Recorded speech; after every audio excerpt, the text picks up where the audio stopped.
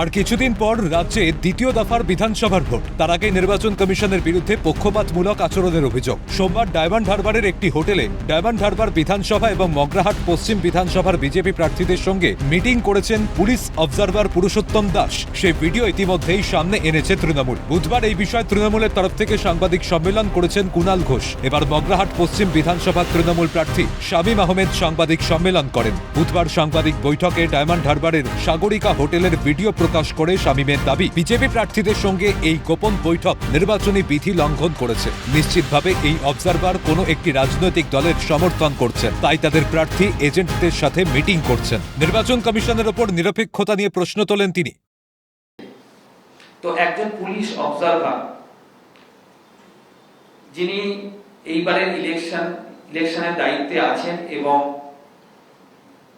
নির্বাচন কমিশন নিযুক্ত, এবং উনি এরকম পার্সোনাল কোনো হোটেলে, সাগরিকার হোটেলে 208 নম্বর রুম এবং পরে কনফারেন্স রুমে এই যে মিটিংগুলো করেছেন, এটাই আমাদের কোশ্চেন যে উনি বিজেপি নেতাদের সঙ্গে, বিজেপির বিভিন্ন বিধায়ক প্রার্থী এবং তার এজেন্টদের সঙ্গে যে এইভাবে মিটিং করছেন, এটা কোনো নিরপেক্ষতার ঘটনা নয়। কারণ উনি নিরপেক্ষ নন বলে এটা কোন একটা রাজনৈতিক দলকে সুবিধা দেওয়ার জন্য এই মিটিংগুলো করছেন বলে আমাদের অভিযোগ। ভোটের মুখে এক পুলিশ পর্যবেক্ষকের সঙ্গে বিজেপি প্রার্থীর গোপন বৈঠকের অভিযোগ ঘিরে উত্তাল রাজ্য রাজনীতি। শামীম আহমেদ বলেন, নির্বাচন কমিশনকে মেল করেছি যাতে এই অবজারভারকে সরানো হয়, তবে এখনো কোনো সদুত্তর পাইনি। এই মিটিং এর পর থেকে বিজেপির হারবাদ বাহিনী এলাকায় অশান্তি চালাচ্ছে। এই অবজারভারকে দ্রুত অপসারিত করতে হবে নির্বাচন কমিশনের কাছে দাবি করেন মগরাহাট পশ্চিমের তৃণমূল প্রার্থী। ইসিআই কালকের মেল করেছি জ্ঞানেশ কুমার এবং মনোজ আগরওয়ালকে, যার সদুত্তর এখনো পর্যন্ত 24 ঘন্টা পার হয়ে যাওয়ার পরেও পাইনি আমি। তো আমি 142 নম্বর মগরাহাট পশ্চিম বিধানসভা তৃণমূল প্রার্থী হিসাবে নির্বাচন কমিশনের কাছে দাবি করেছি যাতে মিস্টার পুরুষোত্তম দাসকে রিমুভাল করা হয় যত তাড়াতাড়ি সম্ভব।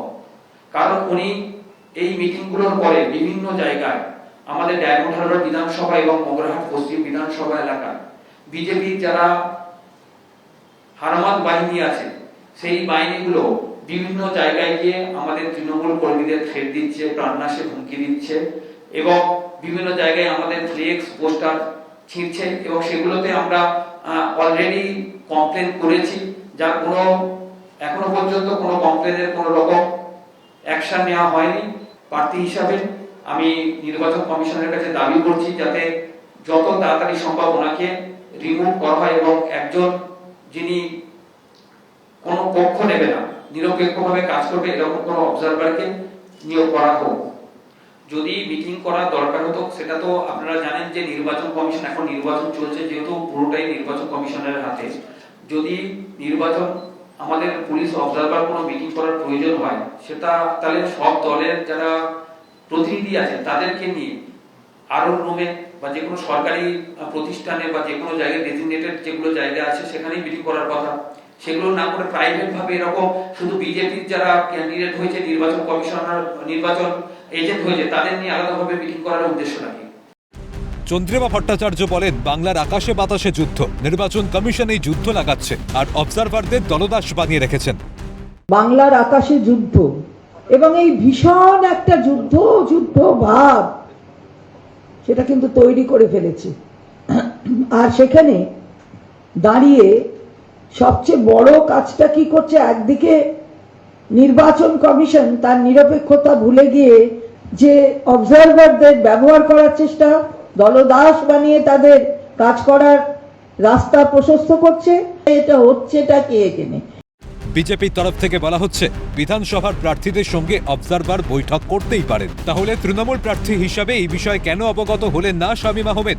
প্রশ্ন থেকেই যায়। কমিশনের বিরুদ্ধে বিজেপির হয়ে সরাসরি পক্ষপাতের অভিযোগ আনল শাসক দল। এখন দেখার এই পরিস্থিতিতে কি পদক্ষেপ নেয় কমিশন। ক্যামেরায় সুরজিৎ প্রামাণিকের সঙ্গে পায়েল সাহার রিপোর্ট, ক্যালকাটা নিউজ।